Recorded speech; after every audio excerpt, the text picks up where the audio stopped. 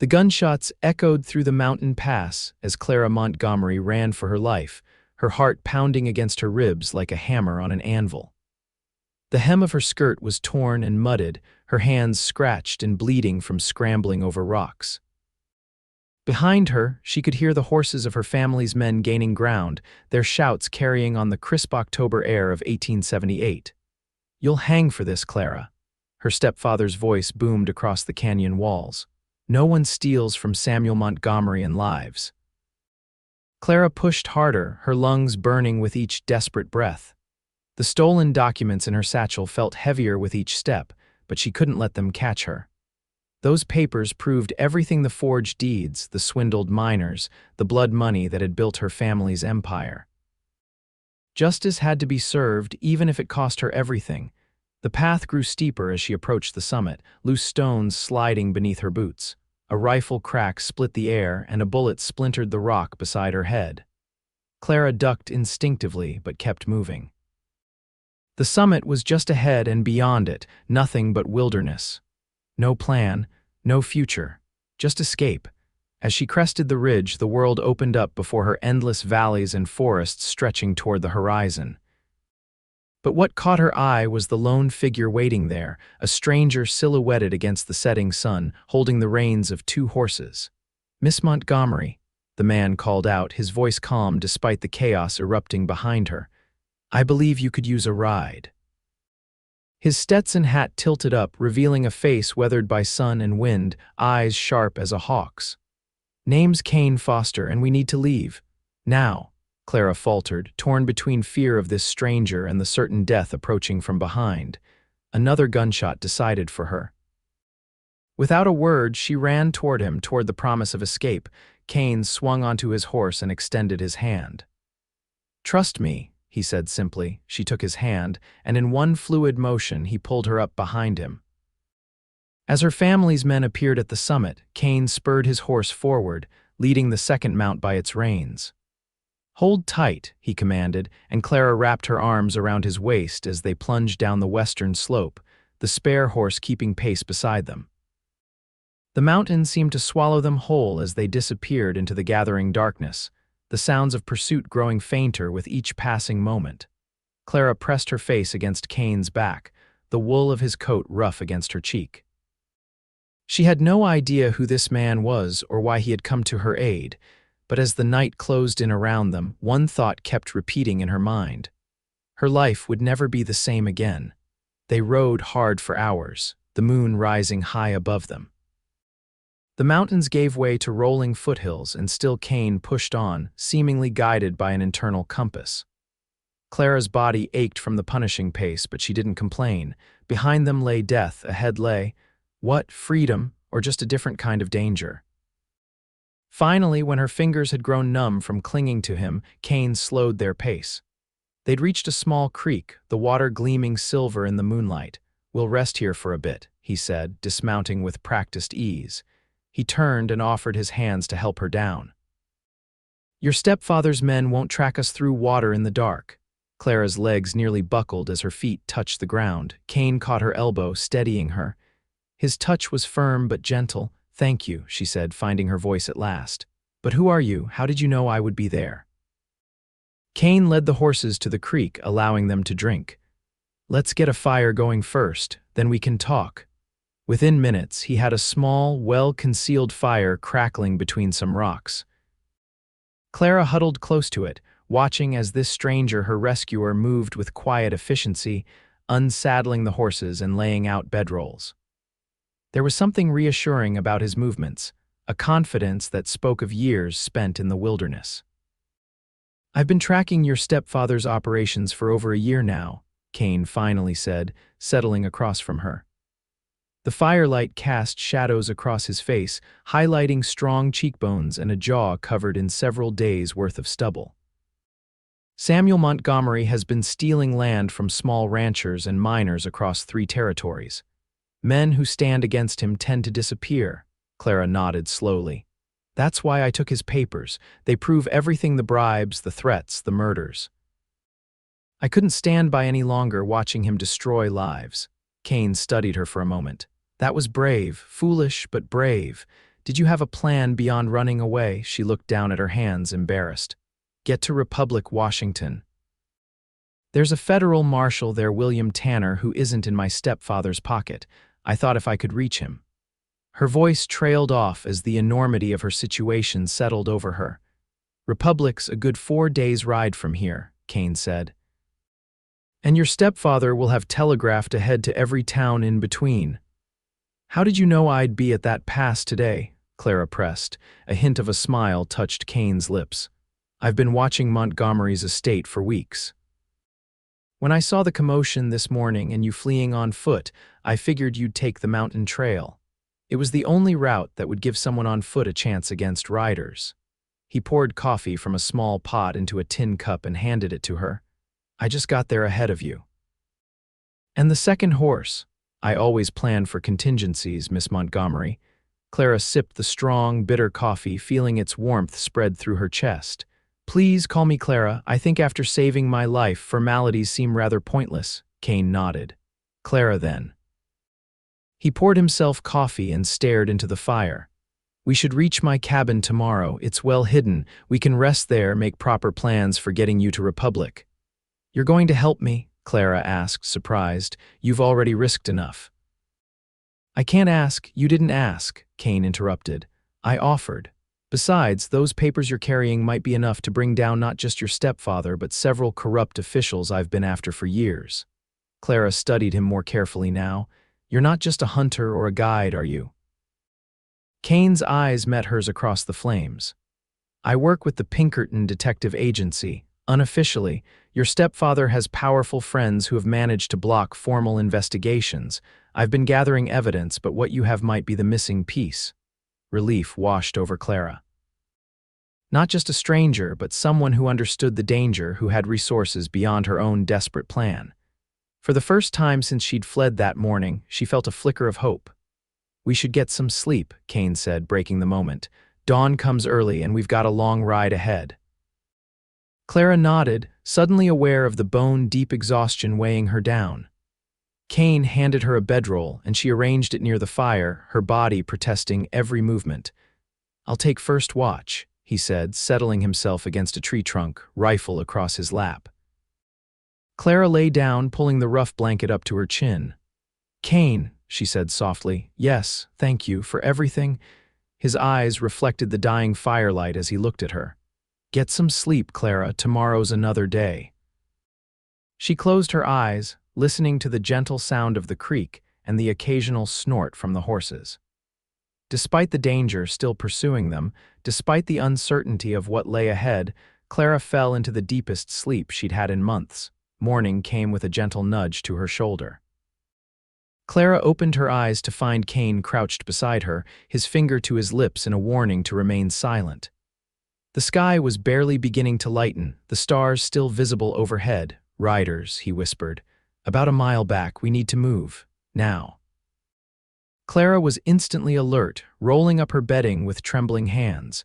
Kane had already packed most of their meager camp, the horses saddled and ready. He doused the remnants of their fire with water from his canteen, then scattered the wet ashes. How did they find us? Clara whispered as Kane helped her mount the second horse, a sturdy chestnut mare. They're persistent, Kane replied grimly. And your stepfather likely hired local trackers. These mountains are their home. They set off at a careful pace, Kane leading them down into the creek and following its shallow bed for nearly a mile before emerging onto rocky ground that would hold no tracks. The sun was just cresting the eastern mountains when Kane finally permitted them to speak normally again. We'll need to change our route, he said, guiding them through a dense pine forest. My cabin is too obvious a destination now. We'll head west for a while, try to throw them off our trail. Clara nodded, adjusting to the rhythm of her horse.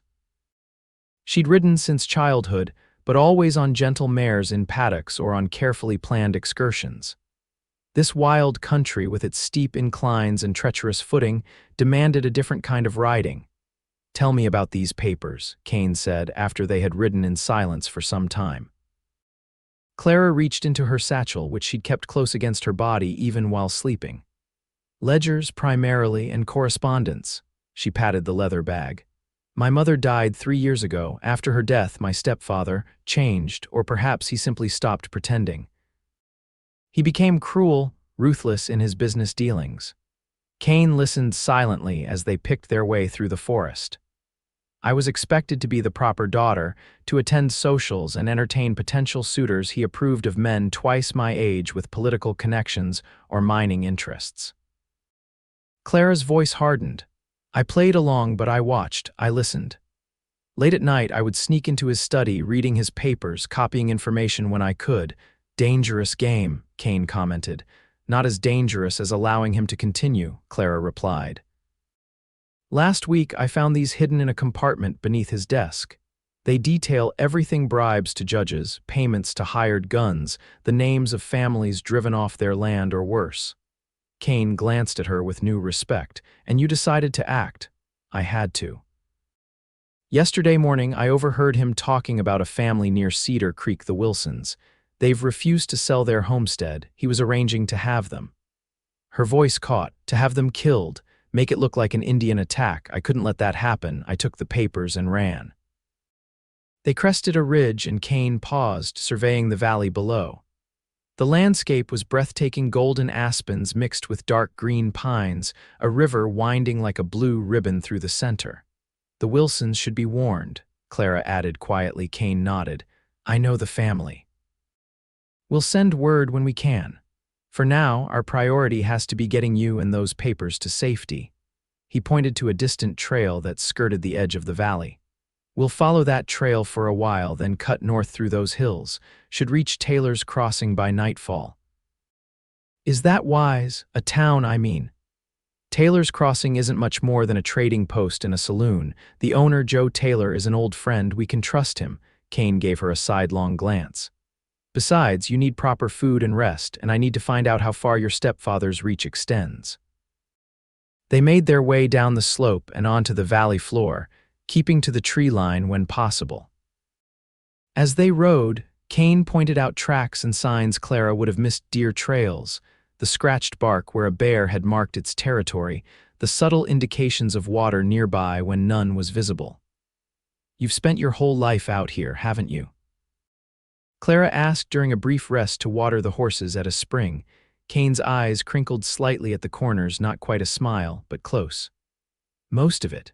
Born in St. Louis, but my father caught gold fever when I was 10, dragged us all out to California in 49. He never found his fortune, but I found my calling, as a detective, as a man who understands the wilderness. He mounted his horse again. The Pinkerton work came later. After the war, they rode on, the sun climbing higher in the sky. Clara found herself studying Kane's broad shoulders, the confident way he sat his horse, the alertness in his posture that never seemed to waver. He was unlike any man she had ever known, so different from the polished, ambitious men her stepfather had paraded before her as suitable matches. By mid-afternoon, the trail narrowed as they entered a canyon, the walls rising steep on either side. Kane grew tense, his hand resting near the revolver at his hip. I don't like this stretch, he admitted. Too easy for an ambush. No sooner had the words left his mouth than the crack of a rifle echoed off the canyon walls. Kane reacted instantly, spurring his horse forward and reaching over to grab Clara's reins, pulling both animals into the shelter of a rocky outcropping. Stay down, he ordered, drawing his rifle from its scabbard. Clara pressed herself against the rock face, heart hammering. Another shot rang out, chipping stone inches from Kane's head. He returned fire, his movements calm and precise despite the danger. 2 shooters, he said quietly. 1 at each end of the canyon. We're trapped, Clara whispered. Kane's expression remained steady. Not yet, we're not. He glanced up at the canyon walls. See that path about halfway up the north face? Clara followed his gaze to a narrow ledge that seemed to wind its way up and around the canyon wall. Game trail, Kane explained. Deer use it to avoid predators in the canyon. It's steep, but the horses can manage if we laid them. And the shooters. They're expecting us to try breaking through one end or the other. This gives us a third option. He handed her the reins of both horses. Stay here, I'm going to create a distraction. Before Clara could protest, Kane had slipped away, moving silently from rock to rock until he disappeared from view. She held her breath, the horses shifting nervously beside her. Minutes passed in tense silence. Suddenly, a series of shots erupted from the far end of the canyon, followed by shouts. Kane had somehow circled around behind one of their attackers, more gunfire than silence. "Clara," Kane's voice called from somewhere above. She looked up to see him on the game trail, waving her forward. "Quickly, bring the horses." Leading both animals, Clara made her way to the base of the trail. It was indeed steep, barely wide enough for the horses. Kane helped her start the ascent, the horses snorting and balking at first, but eventually following their lead up the treacherous path. "One down," Kane said grimly as they climbed. The other pulled back when his partner stopped returning signals. "You killed him?" Clara asked, not judging, merely needing to know. Kane shook his head. "Wounded, left him his canteen and his horse, he'll live." They continued their careful ascent, loose rocks occasionally tumbling down the slope beneath their feet.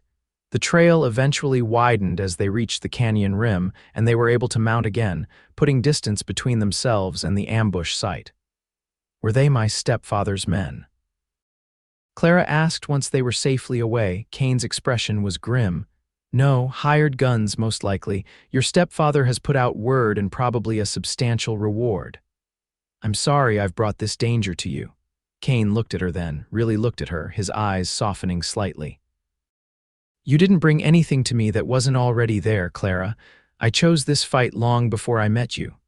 They rode in silence for a while, both lost in thought.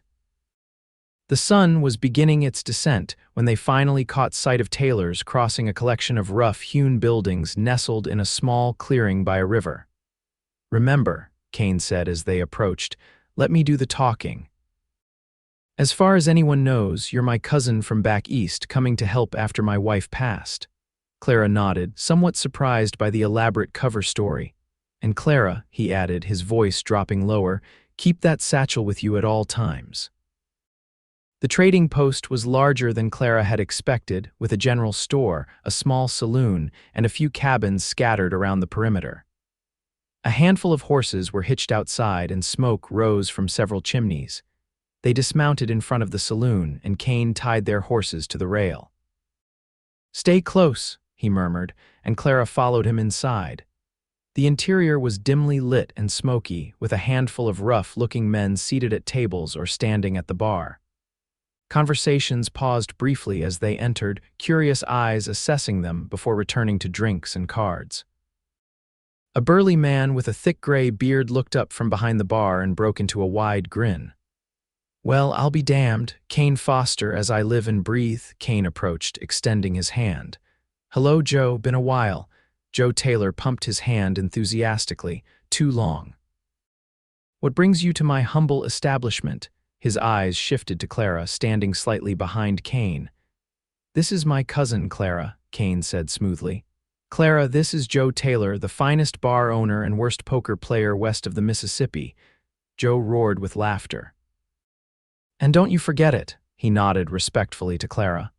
"Miss, any family of Kanes is welcome here. You two look trail-weary. Room in the back is free if you need a place to rest." "Much appreciated," Kane said, "and if you could scare up some hot food, we'd be grateful." "Mary's got a stew on. I'll have her bring you some." Joe leaned in closer, his voice dropping. "Might want to know there's been riders through here asking about a man and woman traveling together, offering good money for information." Kane's expression didn't change, but Clara felt him tense beside her. "Anyone take them up on it?" Joe looked offended. "In my establishment, you know better, Kane," he glanced around the room, "but I can't speak for everyone. Best eat quick and move on." Kane nodded his thanks, and Joe led them to a small room behind the saloon. It was simple: a bed, a table with 2 chairs, and a wash basin, but to Clara, it looked like luxury after 2 days on the trail. "I'll send Mary with that stew," Joe said, closing the door behind him. As soon as they were alone, Clara sank into a chair, the weight of their situation pressing down on her. "They're everywhere," she whispered. Kane checked the window, ensuring it could be opened quickly if needed. "Your stepfather is desperate." "Those papers must be even more damning than you realized." A soft knock interrupted them, and a middle-aged woman entered with a tray bearing 2 bowls of steaming stew, fresh bread, and coffee. She set it down with a motherly smile. "Been a long time, Kane," she said warmly. "Joe says you need to keep your head down. Extra blankets in the chest if you need them." "Thank you, Mary," Kane replied. "We won't trouble you long." When she'd gone, they fell upon the food like starving wolves. Clara hadn't realized how hungry she was until the rich aroma hit her. They ate in appreciative silence, the simple meal tasting better than any fancy dinner she'd had in her stepfather's mansion. "We'll rest here for a few hours," Kane said when they'd finished.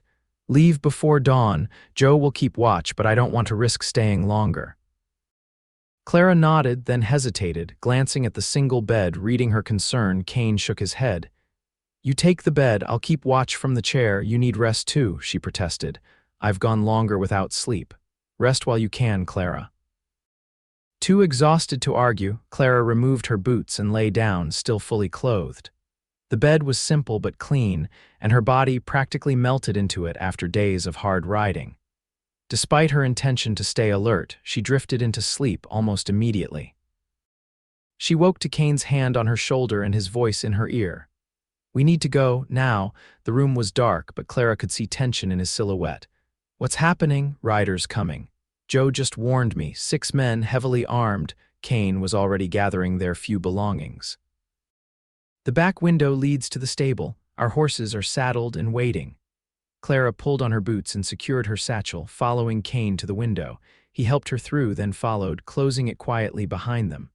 The night air was cold, stars scattered across the sky like diamond dust. They crept along the back of the building toward the stable, keeping to the shadows. From the front of the saloon came the sound of horses and men's voices, loud, confident, demanding. The stable was dark and warm, smelling of hay and horses. Joe Taylor was waiting for them, holding the reins of their mounts. "They're Montgomery's men for sure," he whispered. "Mean-looking bunch, offering $50 for information." Kane clasped the older man's shoulder. "I owe you, Joe. You saved my life at Chattanooga. Consider this interest on the debt." Joe handed them each a small pack. "Food for the road. There's a trail behind the stable that leads to the North Fork. Follow it and you'll bypass the main road. Should put you half a day ahead of them." Kane mounted swiftly, then helped Clara onto her horse. "If anyone asks, never saw you," Joe finished with a wink. "Good luck, both of you, and Kane, try not to wait so long between visits next time." With a nod of thanks, they slipped out the back of the stable and into the darkness, the sounds of angry men growing fainter behind them. They rode hard through the night, the moon providing just enough light to follow the narrow trail. Clara's body protested the renewed punishment after the brief respite, but she pushed through the discomfort, focusing on the steady rhythm of her horse's hooves. Kane set a punishing pace, only slowing when the first hint of dawn began to lighten the eastern sky. They had entered a different landscape, more rugged, with towering pines and rocky outcroppings that seemed to reach toward the heavens. "We're entering the high country," Kane explained as they paused to rest the horses. "Few travelers come this way. It's harder going, but safer." Clara rubbed her lower back, trying to ease the ache. "How much farther to Republic?" 3 days, if we're lucky. 2 mountain ranges to cross first." Kane studied her with concern. "How are you holding up?" Clara straightened in the saddle. "I'll manage." A ghost of a smile touched his lips. "I believe you will." They continued their journey as the day brightened, climbing steadily higher into the mountains. Kane pointed out landmarks and shared stories of his adventures in these remote places, tales of tracking outlaws, encounters with bears, winters spent snowbound in cabins. Clara found herself drawn to his quiet strength, the way he moved through this wilderness with such assurance. Here was a man completely at home in the natural world, yet there was nothing crude about him. He possessed a kind of elemental dignity that had nothing to do with social standing or wealth. By midday, they had reached a high plateau, and Kane suggested they stop to rest and eat. They found a small clearing near a spring, the horses gratefully drinking the clear water while Kane laid out the simple provisions Joe had provided: jerky, hardtack, dried apples. "May I ask you something personal?" Clara said as they ate. Kane raised an eyebrow, waiting. Joe mentioned your wife. I'm sorry for your loss. Kane's face remained impassive, but something flickered in his eyes. There was no wife, it was part of our cover story. Oh, Clara felt oddly relieved, then immediately chastised herself for the reaction. I'm sorry for prying, Kane shrugged. Nothing to pry into. I've never married. He took a drink from his canteen. My life doesn't lend itself to settling down. And yet you have a cabin, Clara observed, that almost smile again. Everyone needs a place to return to. They fell silent, the mountain breeze rustling through the pines. In the distance, a hawk circled lazily on thermal currents. What about you? Kane asked suddenly. Any young man back home who'll be searching for you besides your stepfather? Clara shook her head. As I said, my stepfather had very specific ideas about suitable matches. None of them appealed to me, she plucked at a blade of grass. Most men in my circle view women as decorative accessories or political assets. I wanted more. Kane studied her thoughtfully but didn't comment. After a moment, he stood and began repacking their supplies. We should move on. Still have a lot of ground to cover before nightfall. They mounted again, continuing their journey through the increasingly rugged terrain. The trail narrowed, sometimes disappearing altogether, but Kane never hesitated, finding his way by signs invisible to Clara's untrained eyes. As the afternoon waned, dark clouds began gathering over the western peaks. Kane eyed them with concern. Storm coming, he said. Mountain storms can be dangerous this time of year. We need to find shelter before it hits. They pushed harder, climbing toward a rocky ridge. The wind picked up, carrying the scent of rain. The horses grew skittish, sensing the approaching storm. There, Kane pointed to a dark opening in the cliff face ahead. Cave, it'll give us shelter for the night. They reached the cave just as the first fat raindrops began to fall. It was deeper than it had appeared from a distance, the entrance large enough for them to lead the horses inside. Kane quickly unsaddled the animals while Clara gathered dry wood from the interior of the cave. By the time the storm broke in earnest, they had a small fire going, the horses secured at the rear of the cave. Rain lashed the entrance, and lightning illuminated the landscape in brief, brilliant flashes, followed by thunder that seemed to shake the mountain itself. Clara huddled near the fire, grateful for its warmth.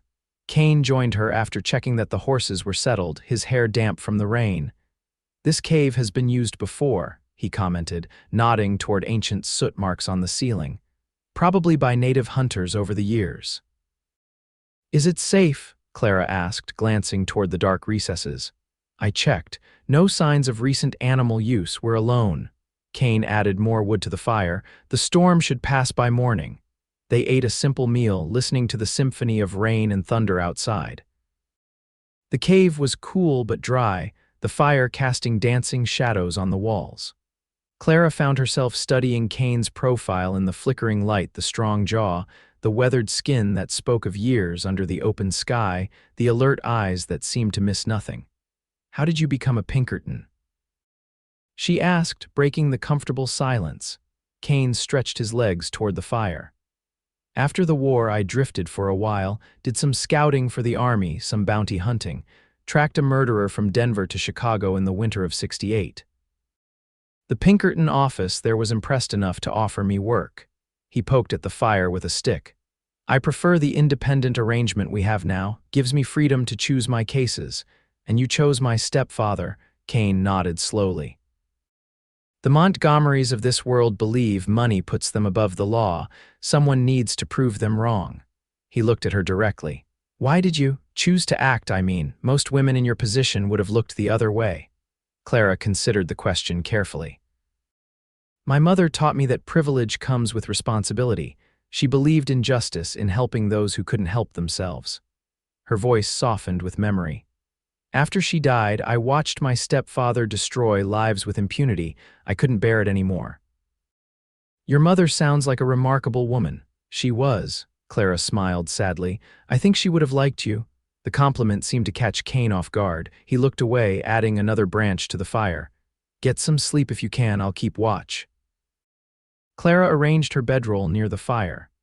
As she lay down, the day's exhaustion swept over her in a wave.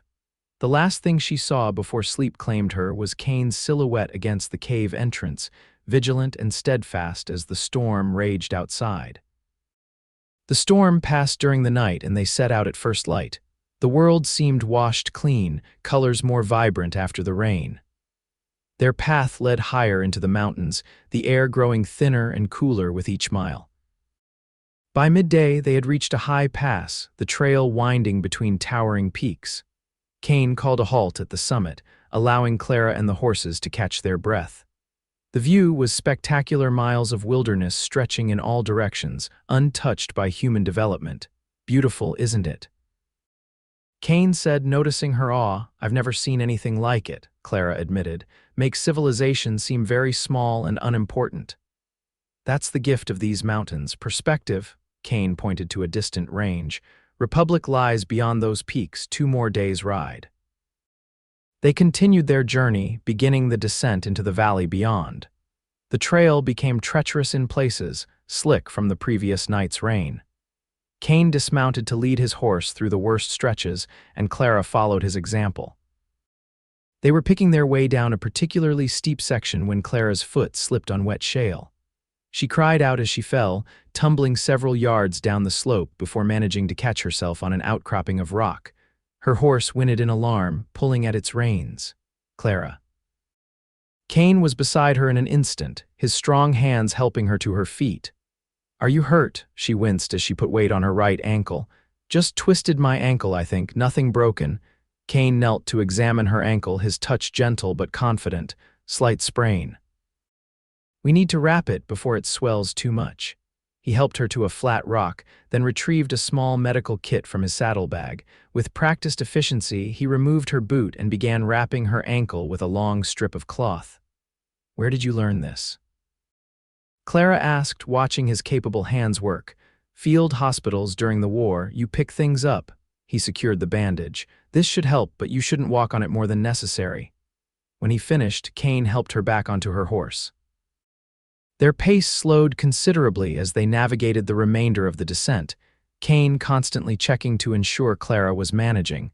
By late afternoon, they reached the valley floor, where a clear stream wound through a meadow dotted with wildflowers. Kane called a halt. We'll camp here tonight, he announced. Give that ankle a chance to rest. He helped Clara dismount, supporting her weight as she tested her injured ankle. It throbbed but held. Kane led her to a fallen log beside the stream, then set about making camp with his usual efficiency, unsaddling the horses, gathering firewood, preparing a sheltered sleeping area. Clara felt useless, confined to her seat by the stream. Let me help with something, she insisted. Kane considered, then handed her his fishing line and hook. Think you can catch our dinner? Determined to contribute, Clara set to work. By the time Kane had the fire blazing, she had landed 2 decent-sized trout. Kane cleaned them with quick, practiced movements, then set them to cook over the flames. Impressive, he commented as they ate the perfectly cooked fish. Where did a society lady learn to fish? Clara smiled at the memory. My father, my real father, used to take me when I was little before he died. It was our special time together. As night fell, they sat side by side near the fire.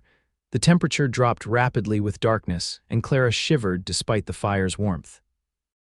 Without comment, Kane removed his coat and placed it around her shoulders. Thank you, she said, drawing it closer. It smelled of leather, horses, and pine scents she now associated with safety with him. How's the ankle? He asked. Better, she answered truthfully. Your bandaging skills are excellent. Kane nodded, seemingly pleased. They sat in companionable silence, watching the stars emerge one by one in the darkening sky. Kane, Clara said finally, what happens when we reach Republic, after we deliver the papers? He stared into the fire. Marshal Tanner will use them to build a case against your stepfather and his associates. There will likely be a trial. And I'll have to testify, Clara concluded. Yes. What about afterward? I can't go back to Silver Creek. There's nothing for me there anymore. Kane stirred the fire with a stick, sending sparks spiraling upward. That's for you to decide, Clara. The world is wider than you might think. A woman with your courage could make a place for herself anywhere. And you, she asked softly, Where will you go? Kane was silent for a long moment. Back to my cabin, I suppose. There's always another case, another wrong to right. Clara studied his profile, wondering about the life he led, the solitude, the constant danger, the brief connections with people he inevitably left behind. For the first time, she saw not just strength in his solitude, but perhaps loneliness as well. It seems a lonely life, she ventured. Kane's eyes met hers across the fire. It's the life I chose. Is it the life you want? The question hung between them, unanswered. Kane finally stood, breaking the moment. Get some rest. I'll take first watch. Clara wanted to press further, but something in his posture told her he had retreated somewhere she couldn't follow. Not yet. She settled into her bedroll, pulling his coat closer around her shoulders. Morning brought a test of her injured ankle. The swelling had subsided, and though still tender, Clara could put weight on it without wincing. Kane seemed satisfied with her progress, but insisted she ride rather than walk. They set out early, following the stream northward. The valley gradually narrowed, the terrain becoming more challenging as they approached the next mountain range.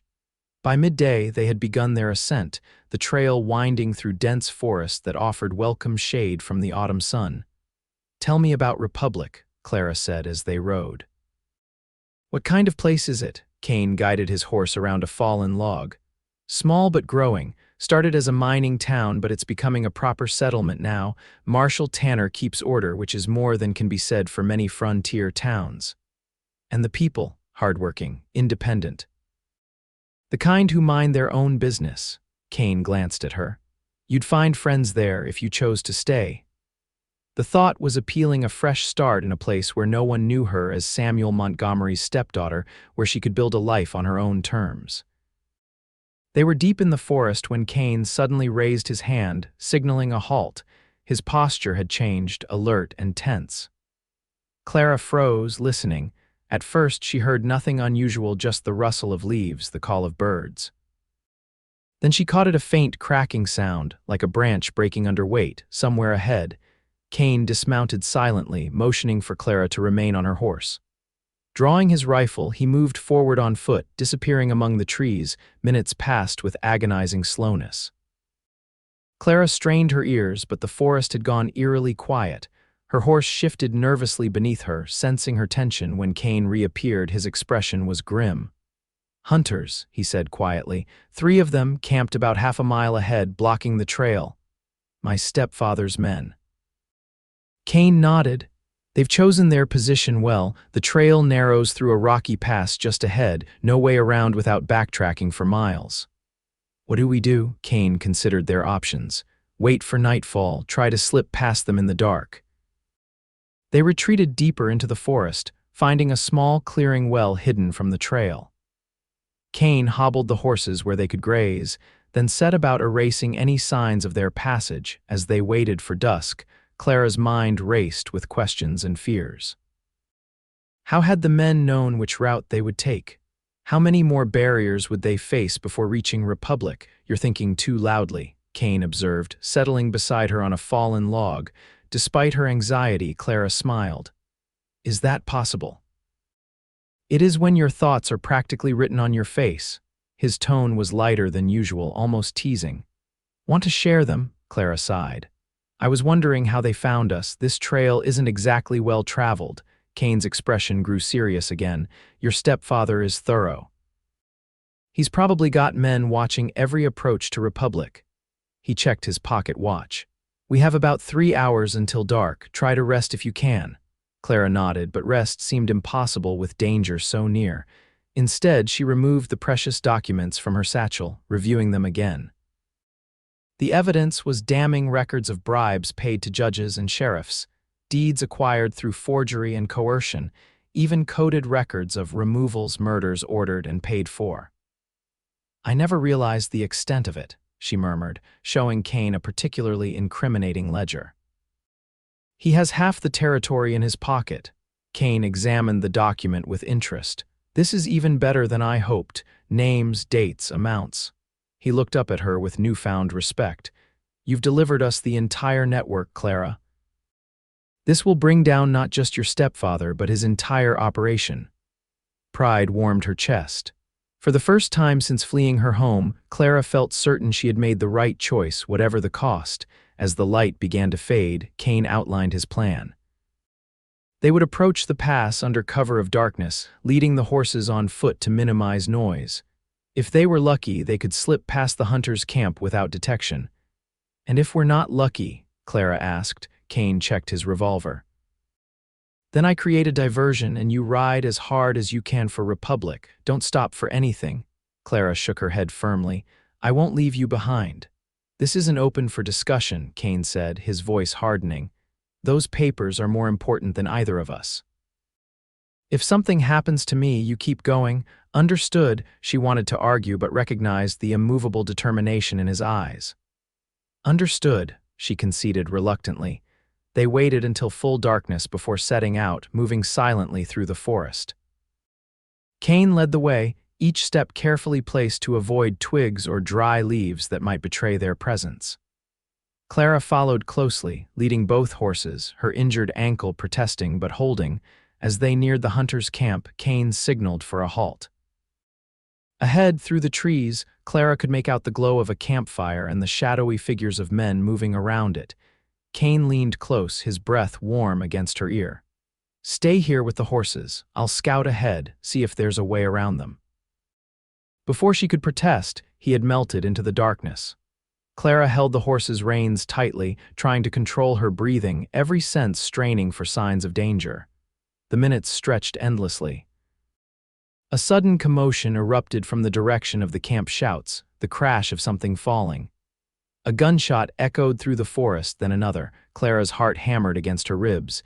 Had Kane been discovered? Was he hurt? The horses shifted nervously, picking up on her fear. Just as she was debating whether to flee or move closer, Kane appeared beside her, materializing from the shadows so suddenly that she nearly cried out. "Now," he whispered urgently. "They're distracted. Follow me exactly." He led her in a wide arc around the camp, where the men were now shouting and crashing through the underbrush, apparently searching for something or someone in the opposite direction. "What did you do?"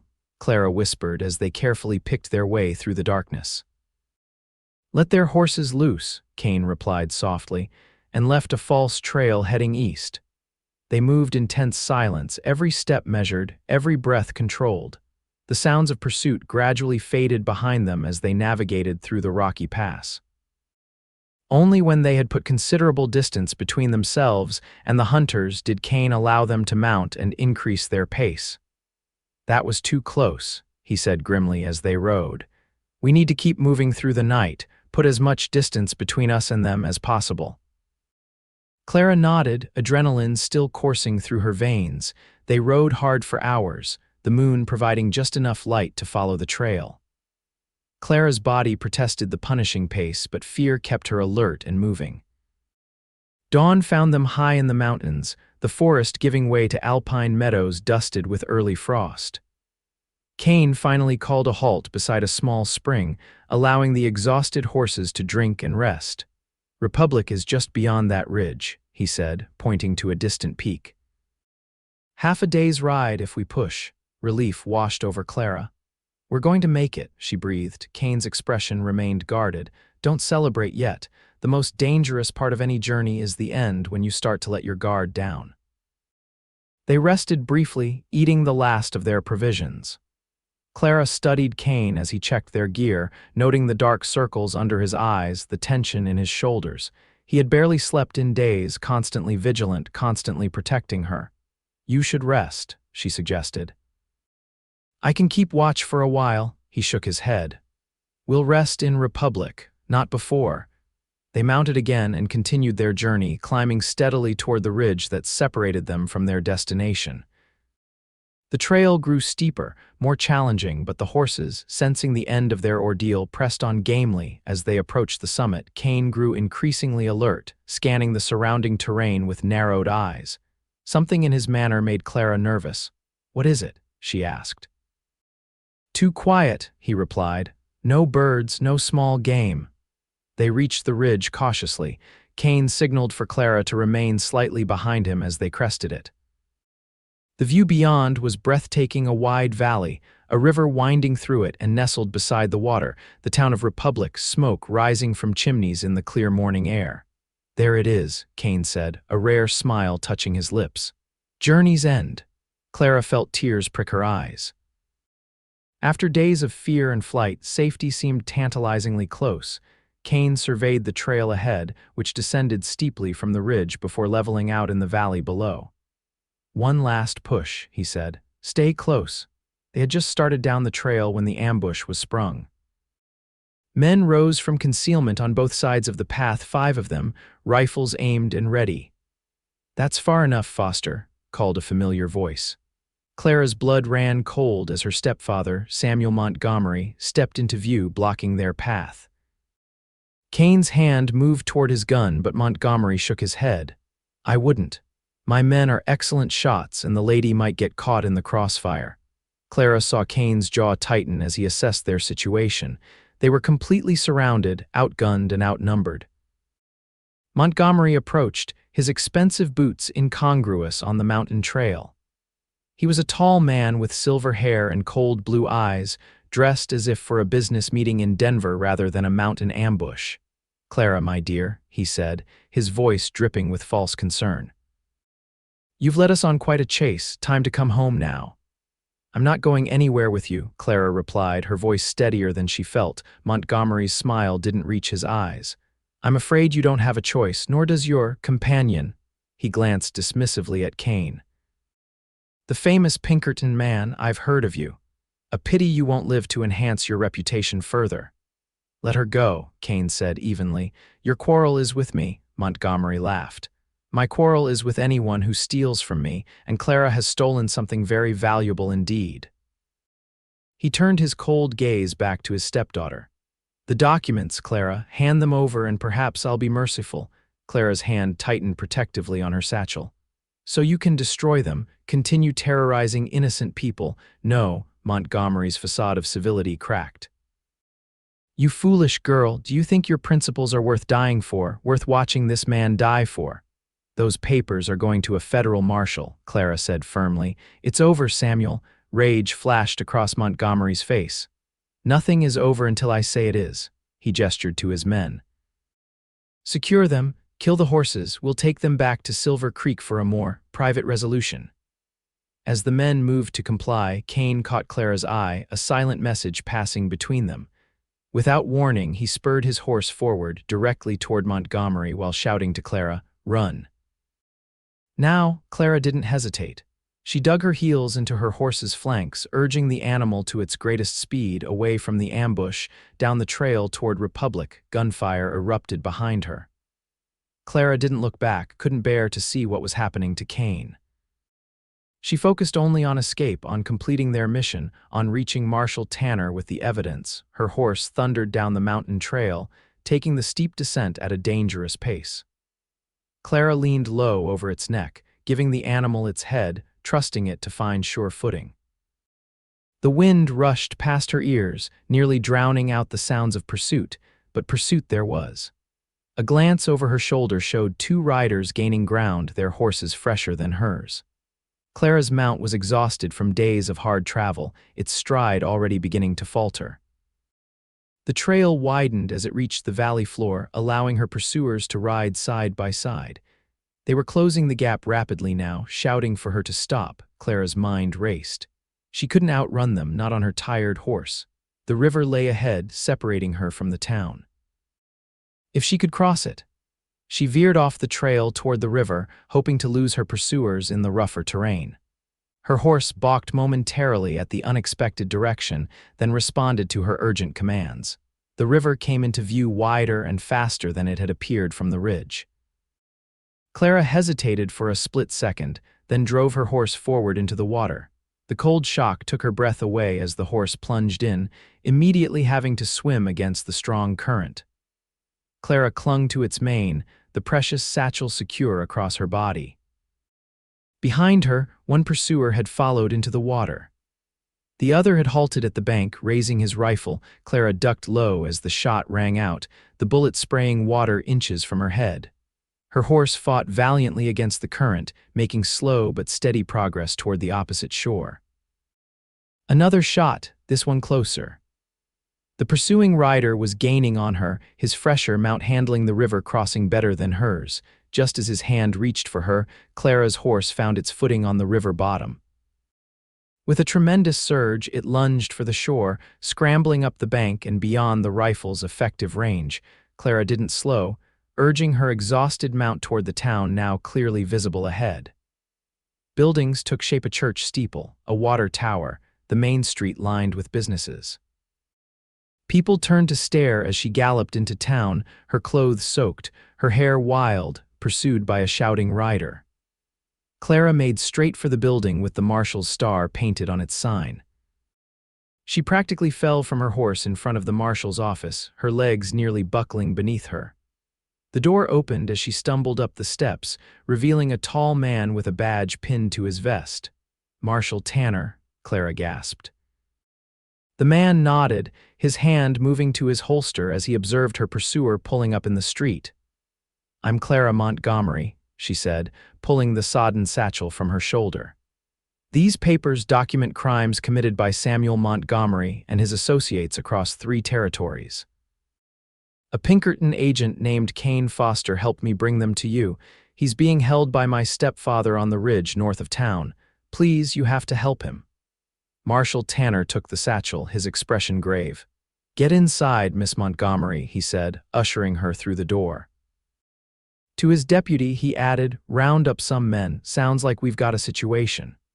Clara sank into a chair, her strength finally deserting her. She had completed her mission, the documents were safe. But at what cost? Was Kane still alive? Had she left him to die while saving herself? The next hours passed in a blur. Marshal Tanner examined the documents, his expression growing grimmer with each page. Clara explained everything: her stepfather's crimes, her theft of the evidence, Kane's rescue, and their journey to Republic. "Foster's a good man," Tanner commented. "Worked with him before. If anyone could survive an ambush, it'd be him."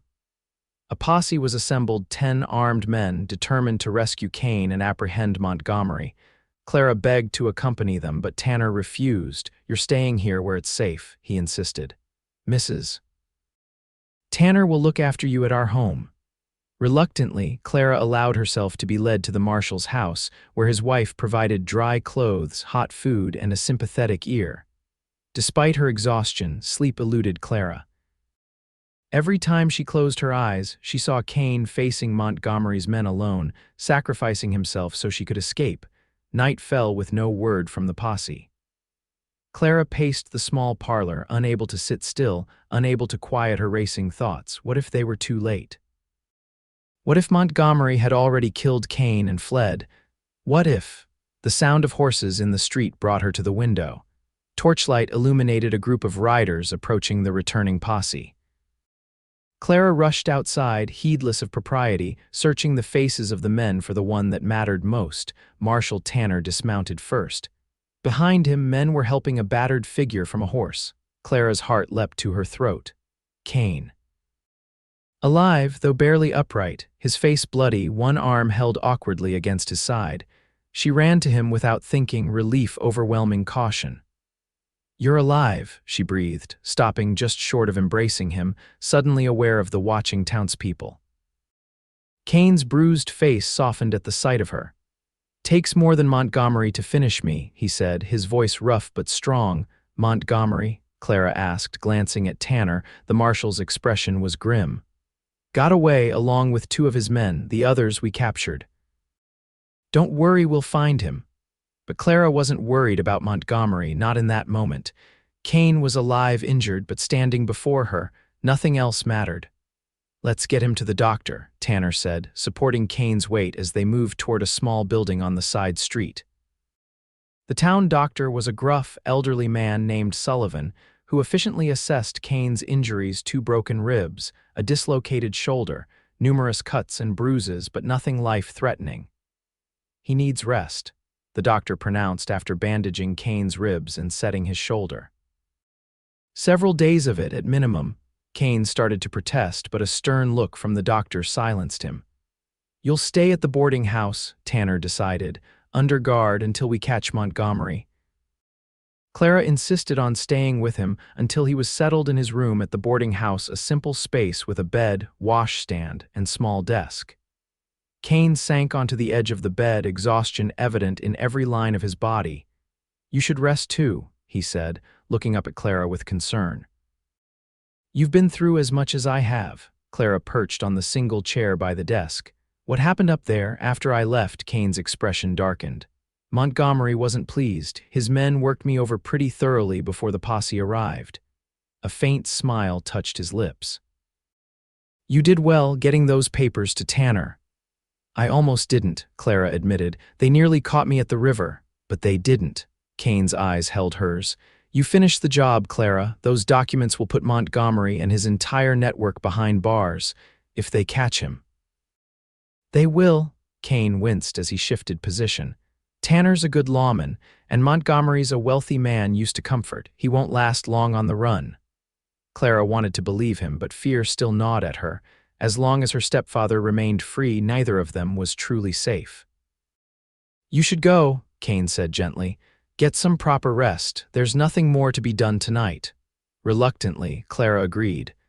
Mrs. Tanner had offered her a room in their home until more permanent arrangements could be made. With a promise to return in the morning, Clara left Kane to his rest, a deputy stationed outside his door for protection. The following days brought a flurry of activity. Telegraph wires hummed with news of Montgomery's crimes and descriptions of the fugitive. Wanted posters were distributed to every settlement within 100 miles. The prisoners were transferred to the territorial capital for trial, accompanied by the damning documents and Marshal Tanner's depositions. Clara found herself the center of attention in the small town, the brave young woman who had exposed a powerful criminal and ridden through gunfire to deliver justice. The attention made her uncomfortable, but the townspeople's genuine warmth and acceptance began to ease her anxiety.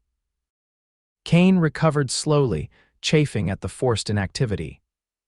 Clara visited him daily, bringing books from the small town library and news from Marshal Tanner.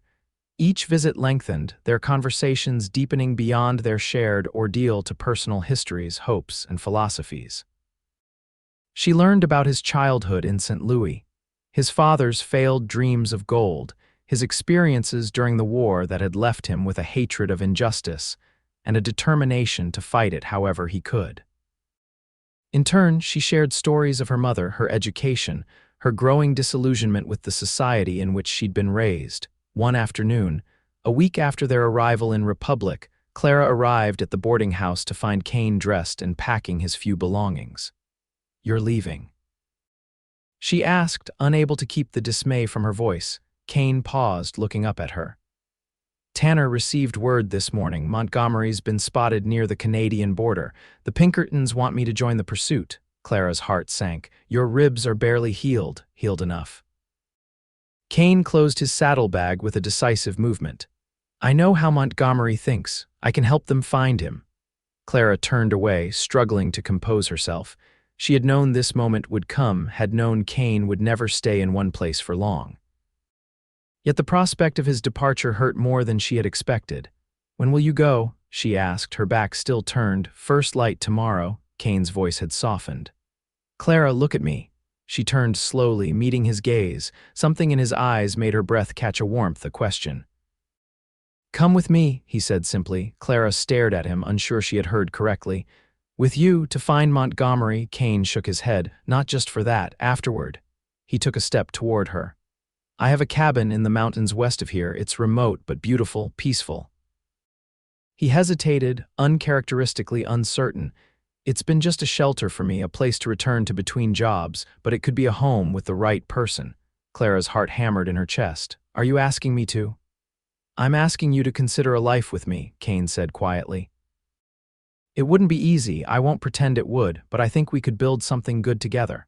Clara searched his face, scarcely believing what she was hearing.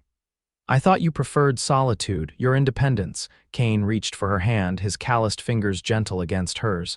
"I did. Until I met a woman brave enough to risk everything for justice, strong enough to cross mountains and rivers, stubborn enough to argue with me when I'm wrong." A smile touched his lips. You've changed things for me, Clara, changed me. Clara felt tears gathering in her eyes. In the space of 2 weeks, her entire world had transformed. She had lost her home, her security, her place in society. But she had found courage she hadn't known she possessed, purpose beyond social expectations, and now impossibly love with a man unlike any she had ever known. "Yes," she said softly, then more firmly, "yes, I'll come with you." The smile that broke across Kane's face was like sunrise after the longest night. He drew her into his arms carefully, mindful of his healing ribs, and kissed her with a tenderness that belied his rugged exterior. When they parted, both slightly breathless, Kane rested his forehead against hers. "We'll find Montgomery first," he promised. "End this properly, then we'll start our life together." Clara nodded, a new determination filling her. "Together," she agreed. They left Republic the following morning, accompanied by 2 Pinkerton agents who had arrived overnight. Marshal Tanner saw them off, promising to telegraph any new information about Montgomery's whereabouts. The journey north was less desperate than their flight to Republic had been, but no less purposeful. Kane's knowledge of the territory proved invaluable as they tracked Montgomery's movements through small settlements and wilderness areas. 2 weeks of careful pursuit brought them to a remote trading post near the Canadian border. The owner, a taciturn man named Jenkins, confirmed that a man matching Montgomery's description had purchased supplies there 3 days earlier. Said he was heading for Victoria, Jenkins reported. Had plenty of cash but seemed nervous, kept looking over his shoulder. Kane studied the map spread on the table before them. He's making for the coast, probably plans to book passage to San Francisco or further. The Pinkerton agents nodded in agreement. "We'll telegraph the authorities in Victoria," one said. "Have them watch the docks." They set out at dawn, pushing their horses hard across the rugged terrain. Clara rode at Kane's side, her skills as a horsewoman having improved dramatically over the past weeks.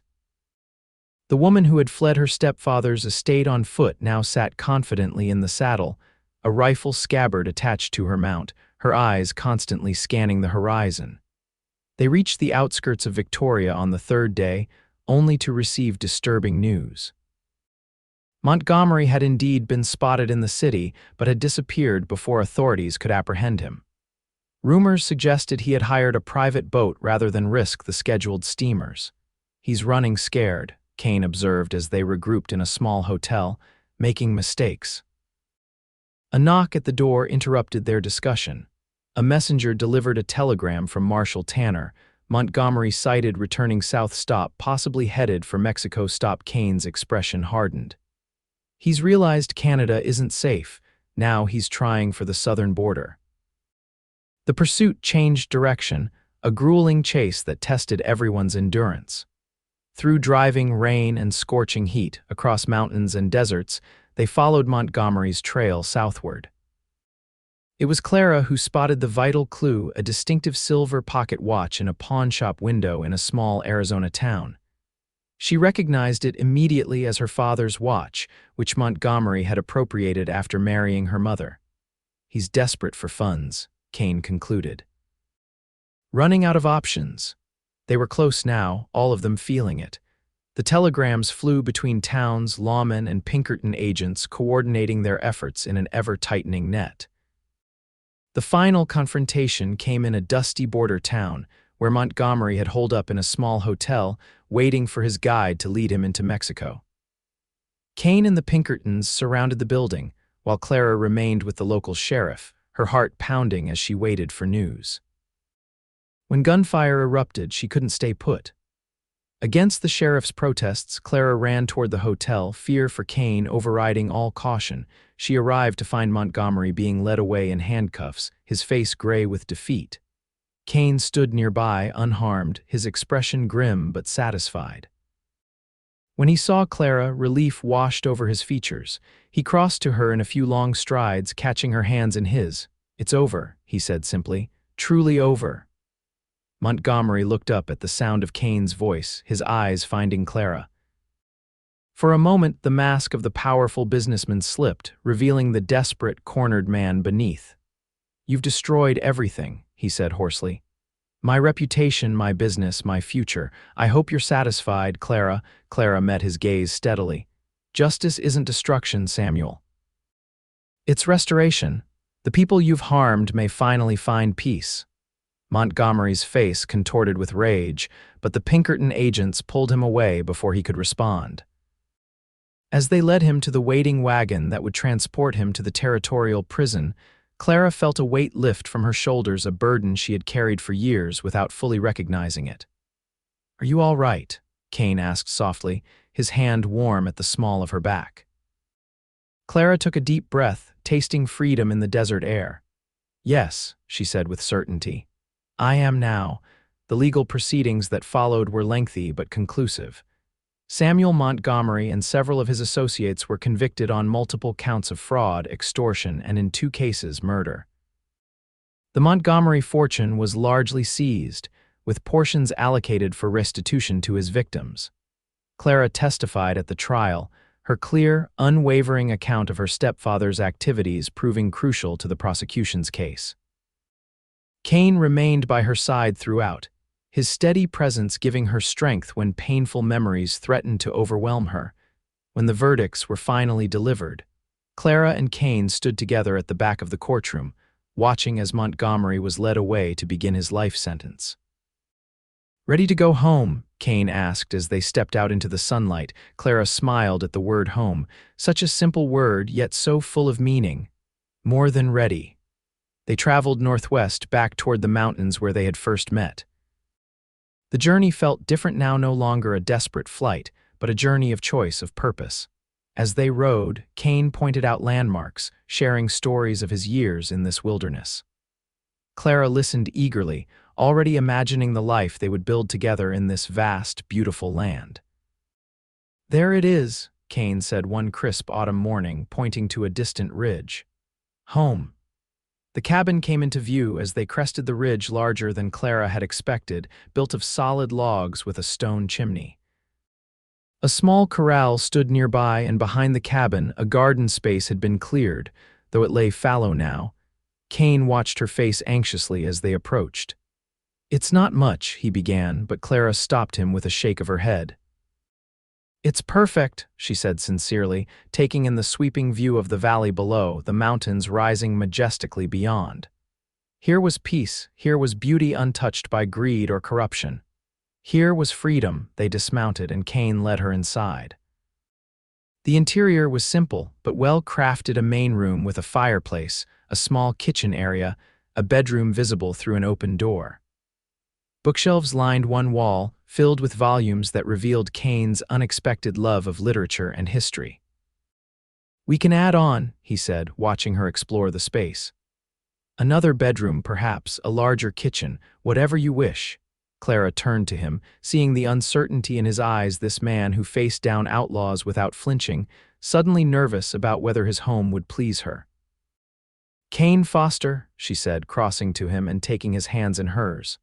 "This cabin is wonderful, and yes, we'll make changes as we need them, but I didn't agree to come with you for the quality of your accommodations." She smiled up at him. "I came because I love you." It was the first time either of them had spoken the words, though they had been understood for weeks. Kane's hands tightened on hers. "I love you too, Clara, more than I thought possible." He kissed her then, tenderly at first, then with growing passion as she responded eagerly. When they finally parted, both breathless, Kane rested his forehead against hers. "Marry me," he said simply. "Not someday, not eventually, soon, here." Clara laughed, joy bubbling up inside her. "Yes, as soon as can be arranged." They were married a month later in the small church in Republic, Marshal Tanner standing as witness. The townspeople, who had come to see Clara as one of their own during her brief stay, turned out to celebrate with a feast in the town square. As winter settled over the mountains, Clara and Kane settled into their life together. The cabin grew warmer with Clara's touches: curtains at the windows, quilts on the bed, herbs drying from the rafters. Kane continued his work with the Pinkertons, but more selectively now, choosing cases that wouldn't keep him away for long periods. Together they expanded the garden, built additional rooms onto the cabin, and began raising horses, combining Kane's knowledge of training with Clara's eye for quality bloodlines. Word spread about their operation, bringing buyers from as far as California. Clara also put her education to use, starting a small school for the children of nearby homesteaders who had no access to formal education. 3 days a week, the cabin filled with the sounds of children learning to read and write, to calculate and question. When spring came, bringing wildflowers to the mountain meadows, Clara shared news of her own. She was expecting their first child. Kane's reaction was everything she had hoped, joy mingled with awe, his strong hands gentle as they rested on her still flat stomach. "Are you happy?" he asked that night as they sat on the porch, watching the sunset paint the mountains gold and crimson. Clara leaned into his embrace, content beyond words. "Happier than I ever imagined possible," she answered truthfully. She thought back to that desperate day on the mountain pass, running for her life, uncertain of her future. How strange and wonderful that her moment of greatest danger had led her to her greatest joy, this man, this home, this life they were building together. "What are you thinking?" Kane asked, noticing her contemplative smile. Clara turned to face him, placing her hand against his weathered cheek. "I'm thinking that sometimes running away leads you exactly where you're meant to be." Kane covered her hand with his own, his eyes reflecting the fading light. "Then I'm grateful you ran in my direction."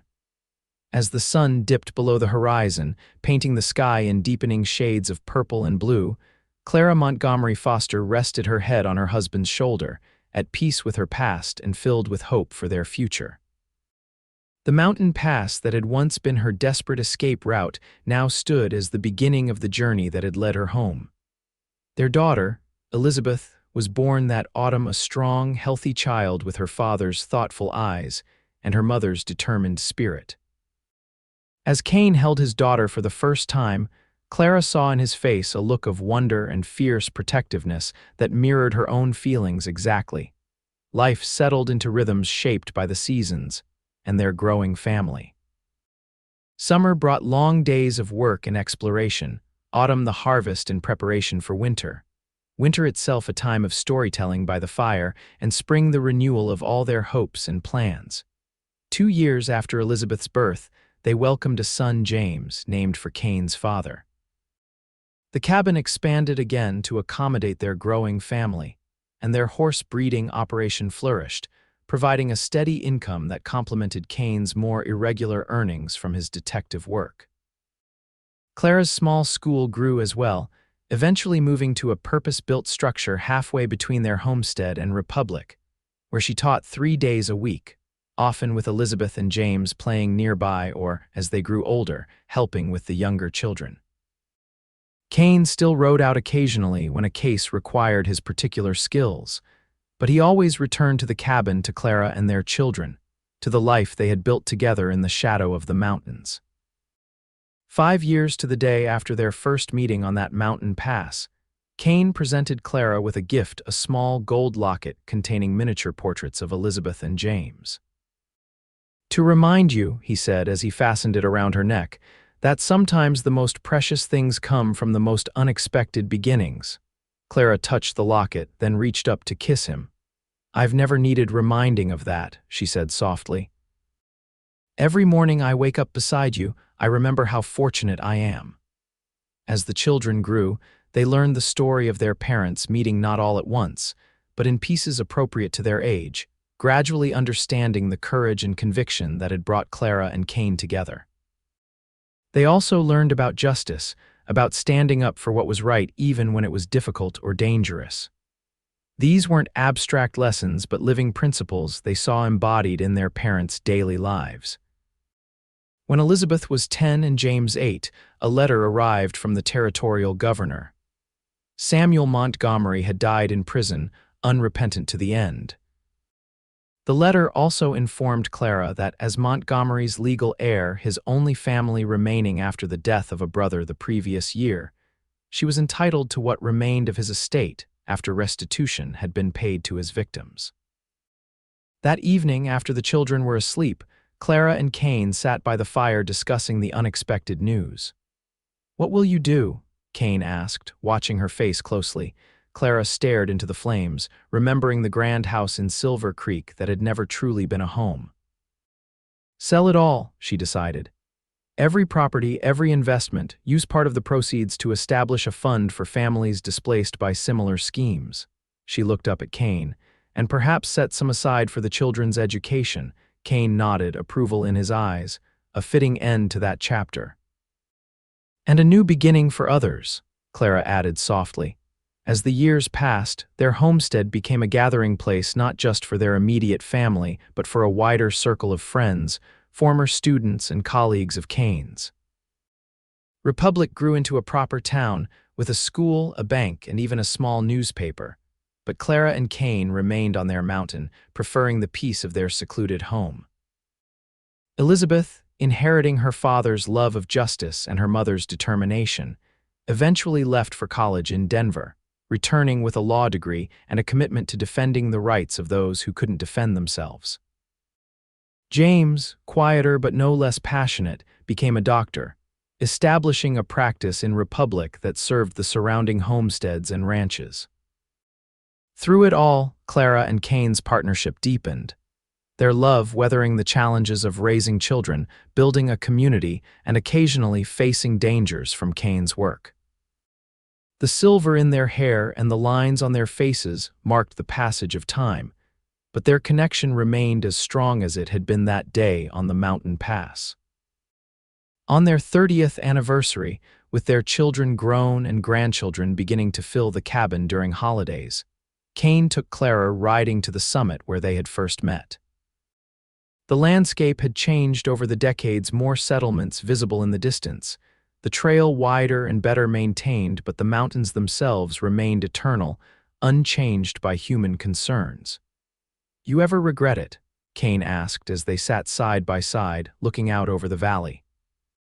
"Leaving your old life behind, taking such a risk on a stranger with a spare horse," Clara laughed, the sound as clear and joyful as it had been in her youth.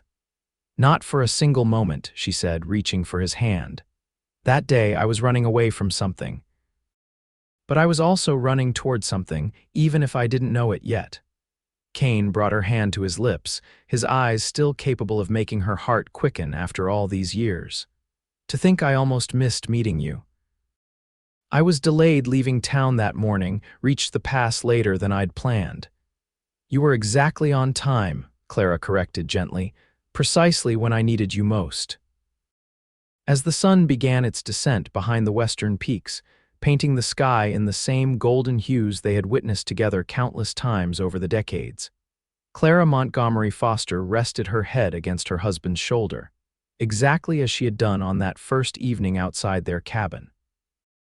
The mountain pass that had once been her desperate escape route had indeed led her home, not to a place, but to a person, to a life, to a love that had transformed her from a frightened young woman into someone who had found her own kind of strength. "Ready to head back?" Kane asked as the shadows lengthened. Clara nodded, taking a last look at the view before they mounted their horses. Home awaited their cabin, warm with memories, their children and grandchildren visiting the following day, their life together continuing to unfold in ways neither could have imagined on that fateful day 30 years before. As they rode down the familiar trail, side by side as they had traveled so many paths together, Clara felt a profound sense of gratitude for every step of the journey, even the desperate flight that had started it all. For sometimes, she had learned, the most dangerous paths lead to the safest havens, and sometimes the bravest thing one can do is to trust a stranger who appears at exactly the right moment, offering escape, offering hope, offering a future previously unimagined.